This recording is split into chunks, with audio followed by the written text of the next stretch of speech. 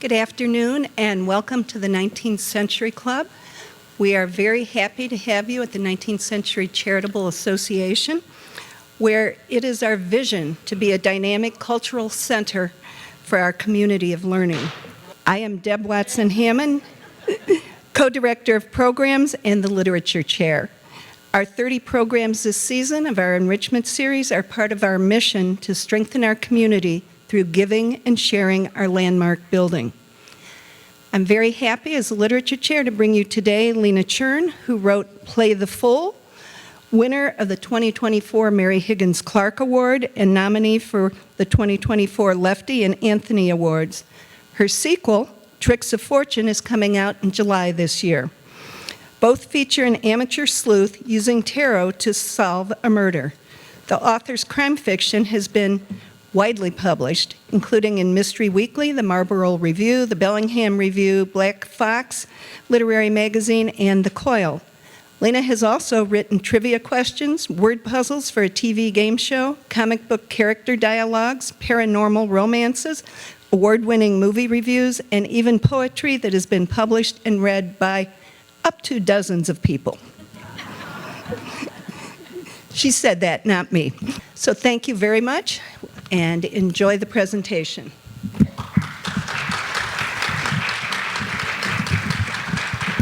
My name is Lina Chern.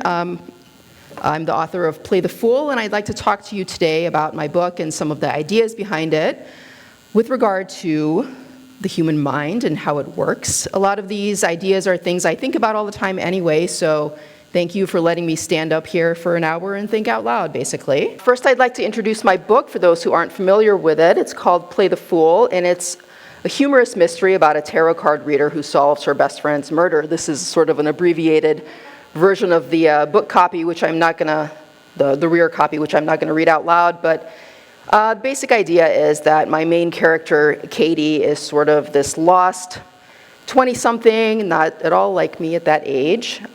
She sort of had this, went to college didn't work out, lived this fun life in the city for a while. It's Chicago-based, couldn't make that work, had to move back up to the suburbs with her sort of overbearing family. She's kind of the black sheep of this very success-driven family that all have very specific ideas of what a successful life looks like, and she kind of doesn't fit that mold. The only thing she really likes to do and enjoys doing and is good at doing is reading tarot cards, which is obviously not something that anyone thinks is particularly valuable.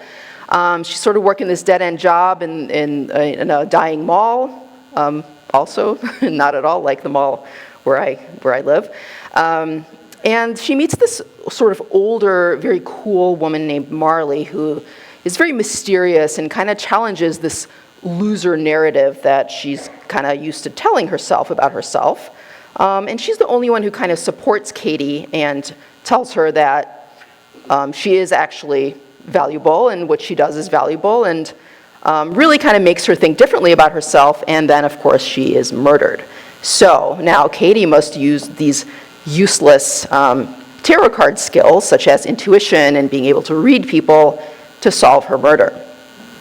And also eventually finds out that Marley is not who she said she was. But hopefully, I'm not going to give any more away, but hopefully I've whetted your appetite to find out what happens next. And I want to start by talking about some of the things people ask me when I first start talking about my book. And as I expected, over at lunch, someone asked me about the tarot card aspect of it. Everyone wants to know, why tarot cards? Do I know how to read the cards? That's something that people are very interested in, and invariably, this question always comes up. Do the tarot cards work? Are they real? Do I believe in them? How do they work? Those kinds of things.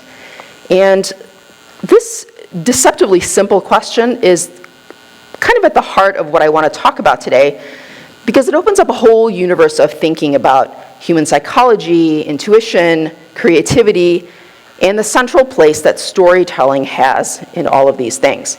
Now, keep in mind that I'm not an expert. I'm just a person who's curious and reads and thinks a lot, so if I get anything that I talk about here wrong, that's on me. So just to start answering some of these questions, let's start with my own background with tarot cards. Do I read the cards? My answer to that is always yes, but not as well as my main character, which means, of course, that I had to cheat and do a lot of research in order to make it come across on the page as genuine. When I was younger, I did teach myself to read the cards, and I used to do readings for people, just like Katie does in the book.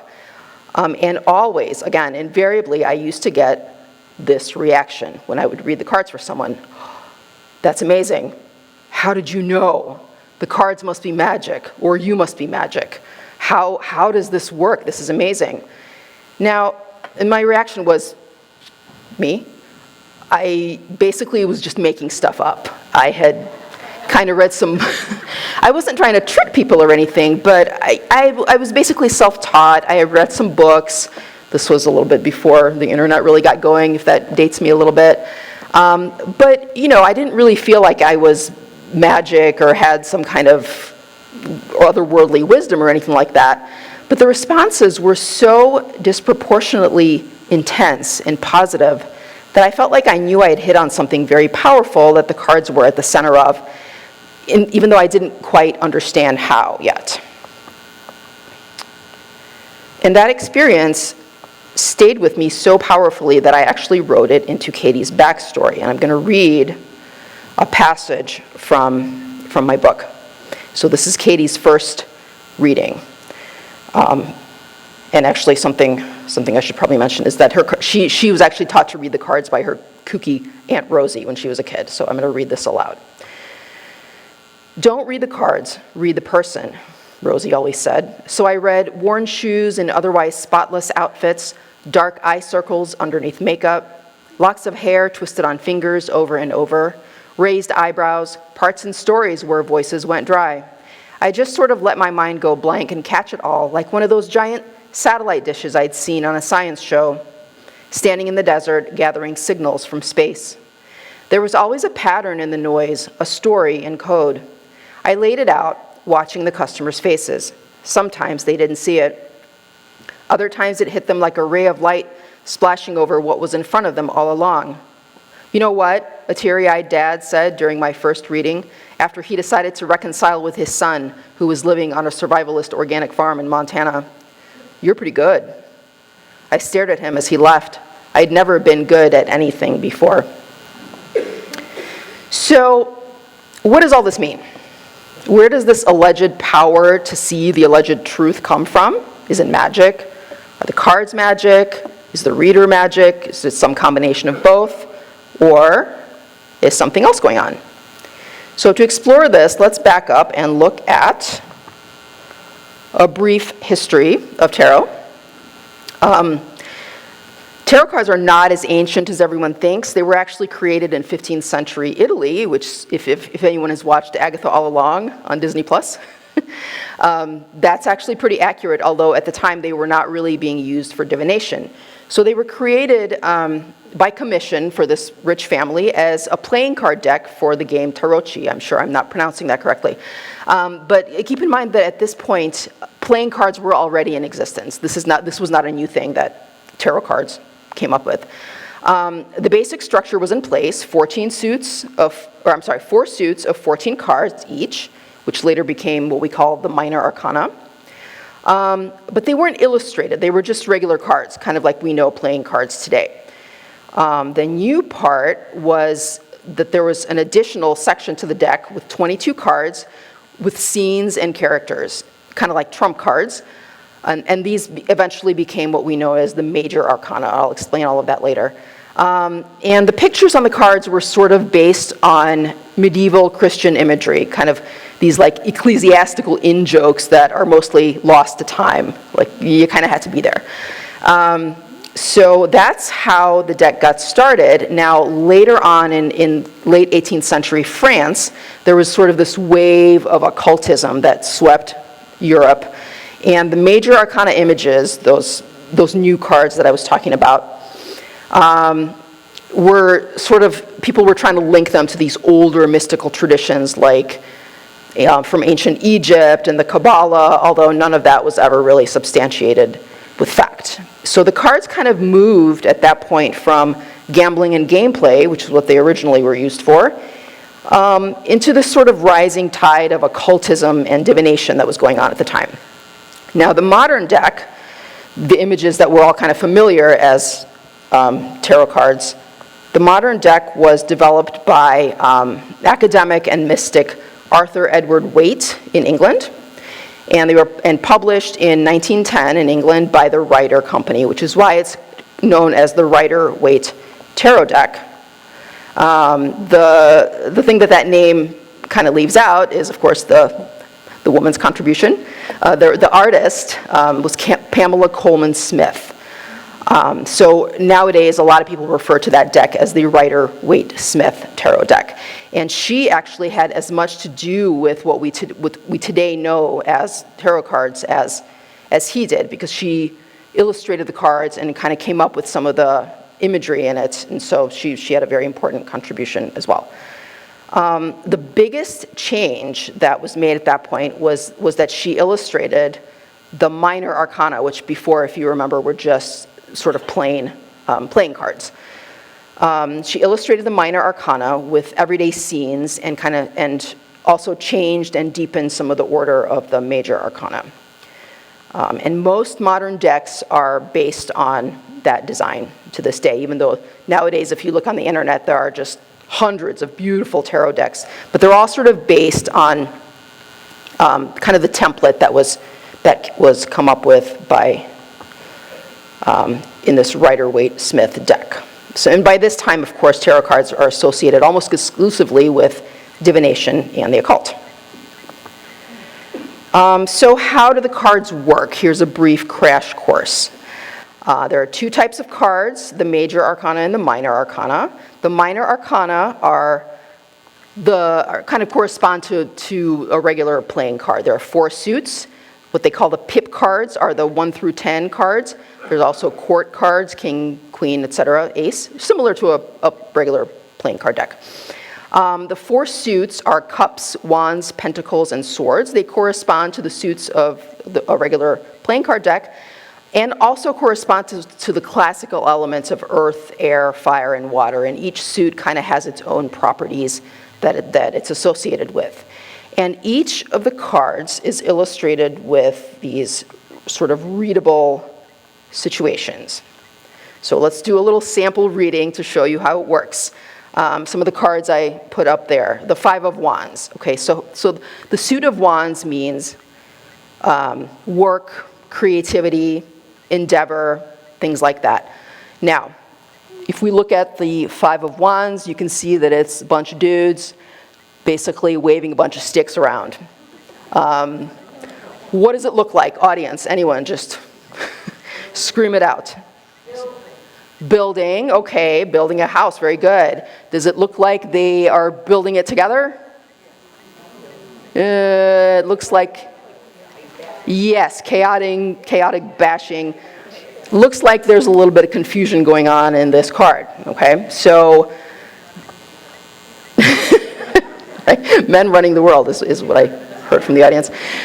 So basically, if you look at this card, you can kind of tell that it's about something being built, some kind of endeavor being undertaken, but there's some confusion. There's maybe too many cooks in the kitchen, something we're all sort of familiar with, working or pretty much doing anything at all. Let's try another one, the 9 of Cups. Cups tend to represent emotion, love, connection. So here we see a guy who's kind of sitting there smugly in the middle of a bunch of cups all set up in a row. Audience, what do we think is going on in this card? He's feeling good about himself. Thank you. He seems very, very pleased with his accomplishments. So yeah, that's what this card tends to represent, is satisfaction, gratitude, wishes come true, that kind of thing. The 10 of Swords. We can...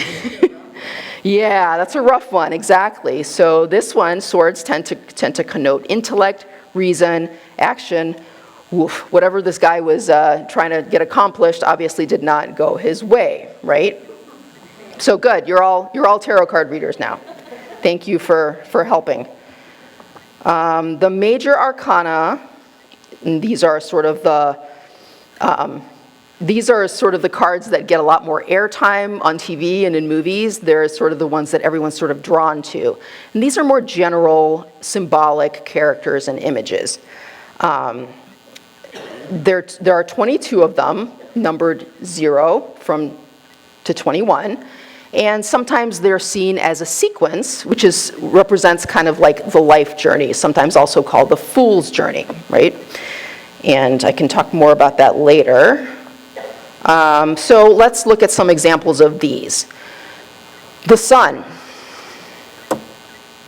Come on, right? Everyone knows what the sun represents. We're taught it as kids. Yeah, it's one of the oldest symbols in all of history. It means life, energy, rebirth, joy, that kind of thing. Very, very obvious from the image. The hermit. This one may be a bit more obscure, but it's an idea that pops up a lot in culture. The cranky old wise man living by himself on a mountaintop. You see it all over the place in movies, books, sort of. Sorry? He's holding a light, exactly. What do you think that could represent? Knowledge, enlightenment, inner knowledge and enlightenment. This is someone who kind of goes off by himself to accomplish that knowledge and enlightenment. So again, this is an idea that we're all sort of familiar with. The Fool, a very, very important card, one of my favorites, obviously, and sometimes considered as a stand-in for the human being, the everyman, right? The idea of the fool, whose very power comes from his innocence, his blankness, is a very powerful one that we're all sort of familiar with. The idea of the holy fool, the blank slate. There's that saying, something is so dumb it's smart. If anyone has seen that movie, Our Idiot Brother with Paul Rudd, it's very funny, where he's this character who kind of screws up everything he touches, but he's sort of the only one who's really got the right idea about life. Again, a very familiar character who's everywhere and has always been everywhere. So what you're probably getting a sense of by now is that the cards are basically illustrated cheat sheets for story elements. Characters, situations, plot twists, they can be combined in all kinds of ways depending on how you lay them out. And I could do a whole presentation just on all the different card layouts, so that's sort of its own thing. And of course, a lot depends on the interpretation of the card, which is, there's some wiggle room there, and the interaction between the reader and what we call the querent, the person coming to the reader for advice. But that's basically what they are, story elements. And here's a passage from the sequel to Play the Fool, which is called Tricks of Fortune, and is coming this summer for anyone who reads Play the Fool and wants to read more adventures of Katie. And this is a flashback to Katie's childhood where she is learning to read the cards from her Aunt Rosie. And here she is obviously talking about the death card. I bet this card doesn't mean you're going to die, does it?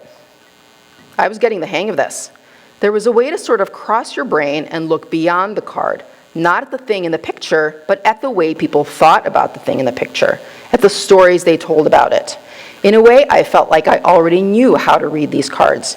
Maybe I had always known, or some other me who came before me did. So she's referring here to this sort of collective familiarity that we all have with these symbols and stories. And that familiarity, easy for you to say, is exactly what makes the readings work. A reading is basically a collectively written story, and because everyone knows the same stories, there's really only so many places they can go. And one of the most famous people to make this connection was, of course, pioneering Swiss psychologist, philosopher, and scholar Carl Jung. There he is, grinning at us. And he had this idea of archetypes, these recurring cross-cultural images, ideas, symbols, patterns, like the ones we just saw in the major arcana. And they exist in this sort of, in what he called the collective unconscious, this sort of repository of story and myth that is deep and common and beneath awareness. Now, he believed that tarot cards were representations of these hidden common symbols, and that combining them in different ways could help you make sense of what's going on in your own mind. and also even predict the future in this sort of non-magical way, not because there's some actual future sight going on, but because, again, stories tend to move in predictable ways that we're all familiar with. Stories help us make sense of the world in our own minds by putting our experiences onto patterns that exist already in our own minds, but that we may not necessarily be aware of. Now, this idea of being outside of awareness is very important, because when you're doing something that you yourself and the person you're talking to is not aware of, it starts to seem magical, right? There's just an aside here. This is a story that I've always found fascinating. Who here, obviously a lot of people here are probably familiar with Mendeleev. What did he do? Anyone? Dmitri Mendeleev was a Russian chemist who came up with the periodic table. And the story, I don't know if anyone knows this, the story that is very popular around that discovery, quote unquote discovery, is that it came to him in a dream. Now, that's a great story, and of course it's mostly nonsense, because he did have a dream. It's recorded, he recorded it in his journals, that he did have this dream of the elements kind of lining up in these patterns of periodicity. But the part that the story leaves out is that before he had this amazing magical dream, he had actually spent years working on the problem of periodicity with other chemists, through experimentation, through research. He had basically devoted his whole life to it. And so his sort of, the underpinnings of his brain were kind of working on all this stuff, and eventually ended up kind of putting it all together. So by the time he had this dream, he had pretty much already figured it out. It just hadn't really been apparent to him.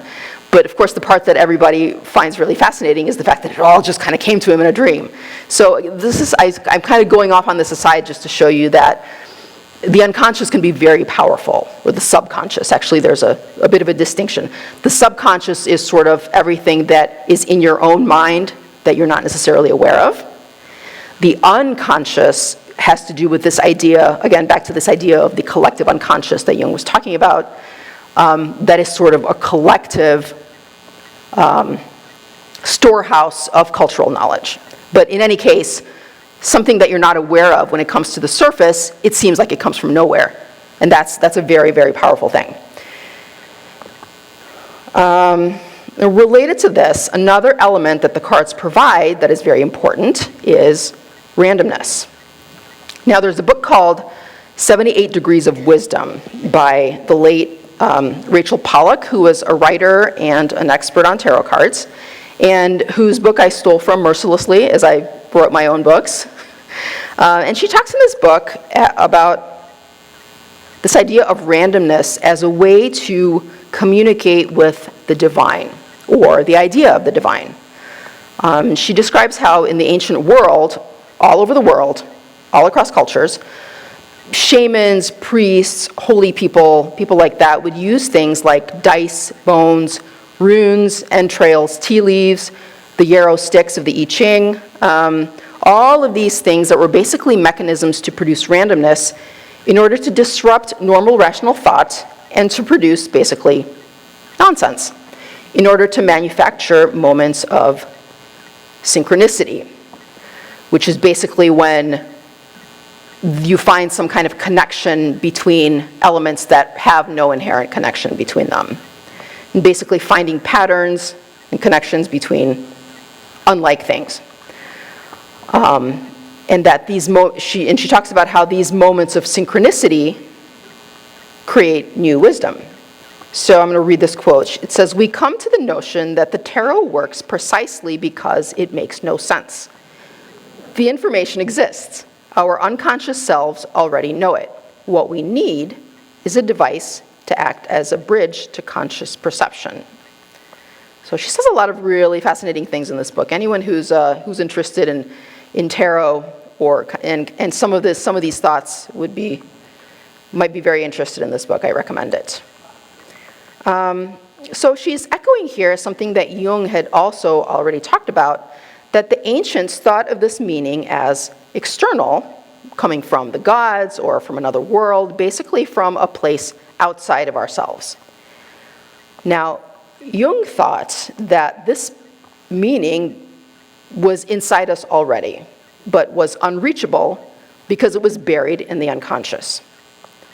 In fact, there's an incident where he was famously asked, "Do you believe in God?" And the answer he gave was this very provocative one that said, "I don't have to believe, I know." And what he was saying in that case was not that there is some powerful external force that creates patterns in our lives and therefore adds meaning. What he was saying is that this powerful force is actually inside us. That the idea of God or the divine is actually a stand-in for the majestic and unknowable power of the human psyche. And he believed that tarot cards, by providing story elements in a random order, help us to access that wisdom and creativity that is in all of us.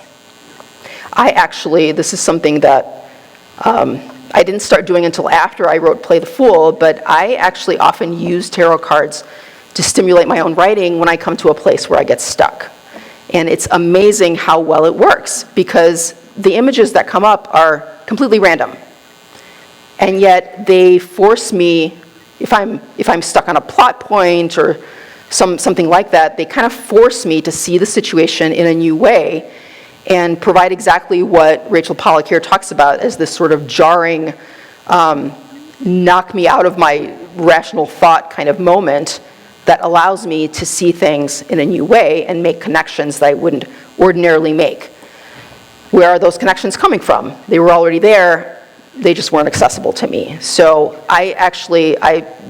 these ideas are very powerful to me as a writer and as someone who produces creative work. To answer the question, do the cards work? Yes, I believe they do, just not in the way that you might think. They work because they tap into something we are already wired to do: tell stories to make sense of our experience. They give us access to a part of ourselves we don't have access to with our conscious minds, and they connect us to traditions of storytelling and mechanics of psychology that we all have in common as human beings. And one of the best ways I have ever seen this idea represented is in this clip from one of the Harry Potter movies. Professor?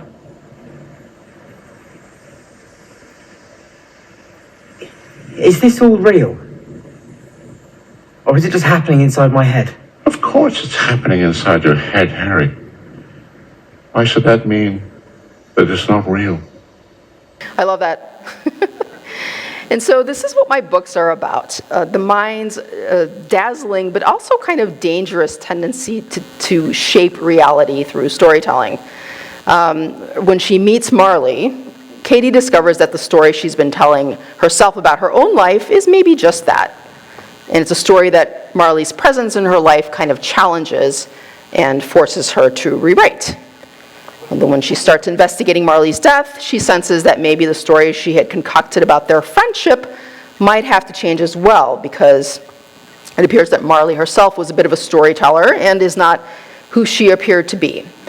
So I hope that you'll read the books and figure out to find out how all of this plays out. Play the Fool will be available here after I wrap this up, and the sequel, Tricks of Fortune, is coming out in July for anyone who wants to read further adventures. I guess now is a good time to open it up to questions.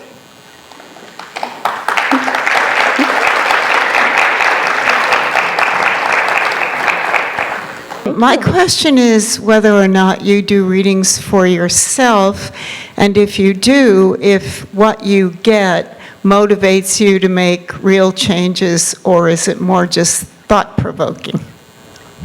That's a really good question. I do occasionally do readings for myself. I know a lot of people do them kind of systematically. Some people do them like every day to help center their day or something like that.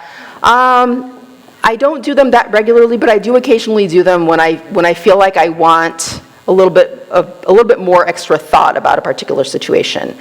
And as I was talking about it with my writing, they do often sort of force me to see things in a way that I haven't necessarily been able to see in them before, and yet there's also a sort of a familiarity to them. It's like, well, I should have thought of that before. Like it was there, and it kind of comes to the surface.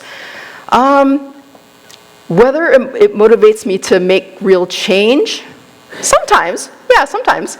Or it makes me more sort of apt to trust my own feelings about something. I always get something out of them. It kind of varies what, but yeah, I always find them very educational. Hi. Hi. It's a fascinating, unique premise for your book. Do you have a background in tarot? Did you do it when you were a child, or what kind of brought that to your kind of focus?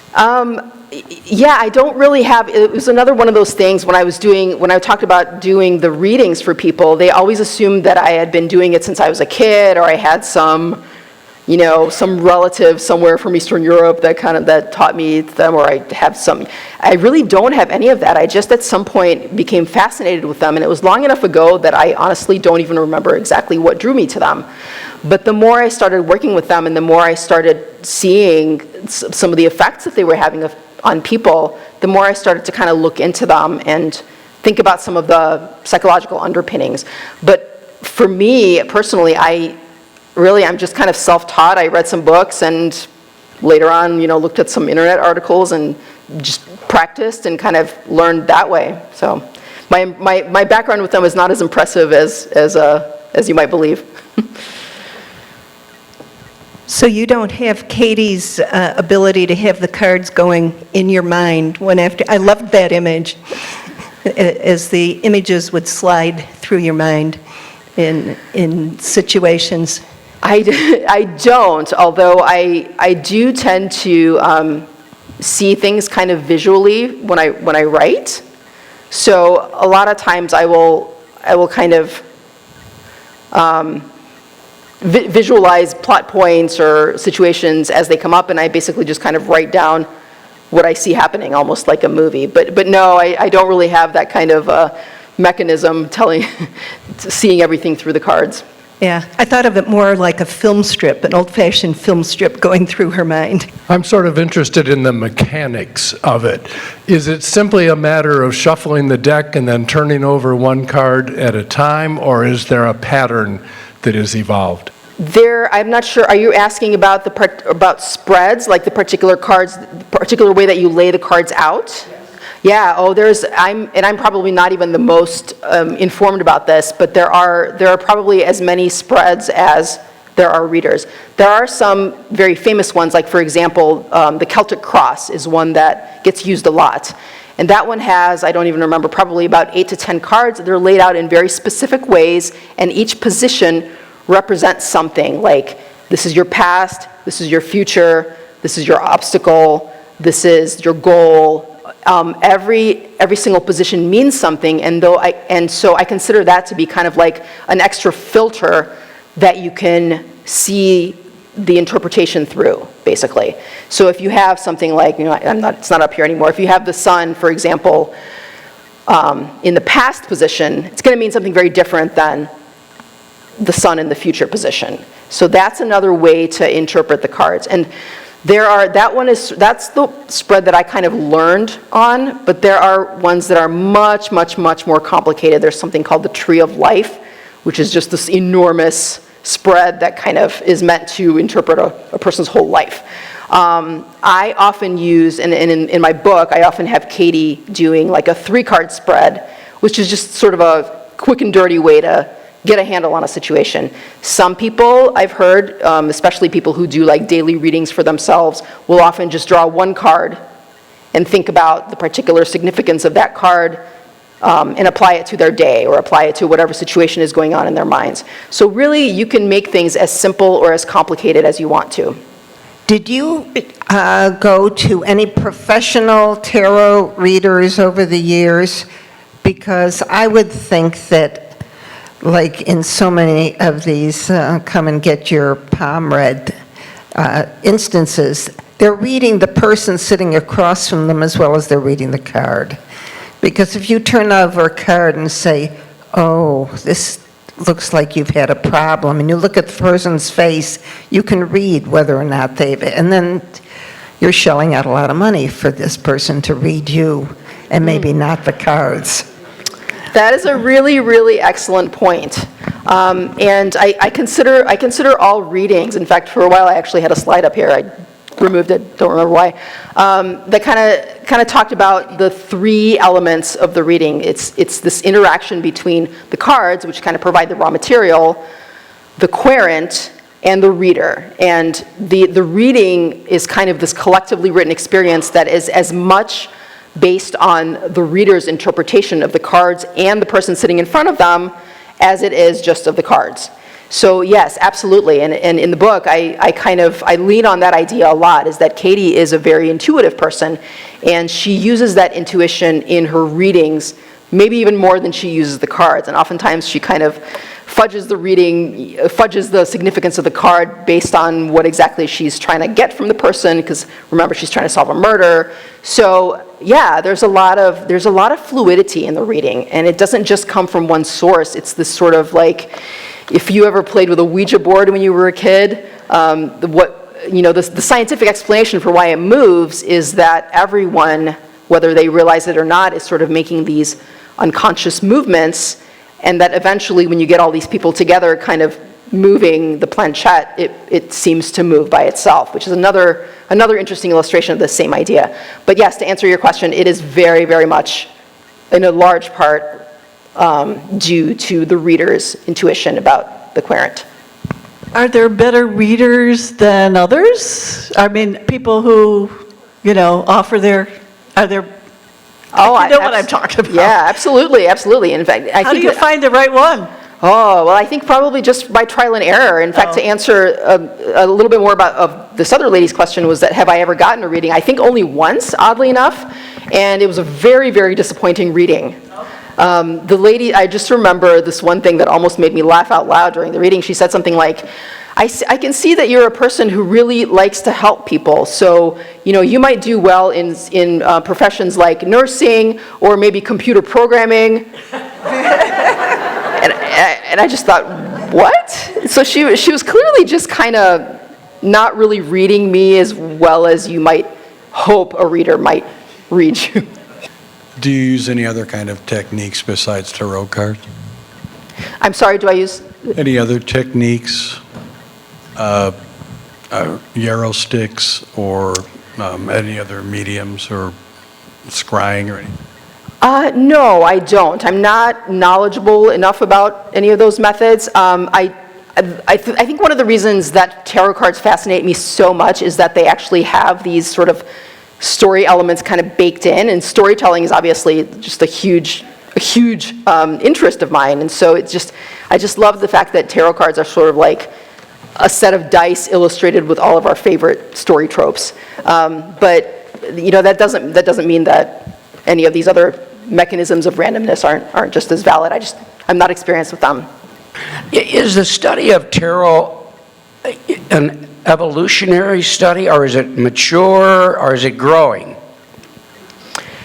That is a really good question that I almost don't really feel qualified to answer. I feel like you can find a ton of information out there about tarot cards. I feel like it's, I don't know if what the trajectory of the study is, but I do feel like tarot cards are sort of having a moment right now in terms of media. Like, I just feel like there's a lot of books out there with tarot cards as protagonists. Like I said, there's this very popular show, Agatha All Along, that my 14-year-old daughter is obsessed with. It's just I think this whole idea of there being something else is something that a lot of people are fascinated by. In terms of study, I feel like it's always just sort of been a constant, there's always been a constant level of study. Maybe more, maybe less. I'm afraid I don't know. If you're reading for someone else, you're reading energy. Everything is energy. And so the cards usually back up the energy that I'm feeling. Is that something that you've experienced in your own reading? Yeah, in a way. I mean, I think that however you want to think about it, energy or vibes or some kind of intuition, I I feel like, again, it's sort of a collective process, so I feel like those things just sort of feed off each other. You can definitely, if someone is very, very alert or perky or nervous, you can definitely kind of feel that, and that's going to inform what you see in the cards. It's going to, if you see a particular story element or card that says one thing and you feel a particular kind of vibe from the person, you're going to interpret that. I think of everything as sort of like filters. Like the cards don't really say anything in particular until you filter them through, again, their position in a spread or what you're getting from the person. There's so many factors that kind of inform interpretation that it's a very, very fluid process.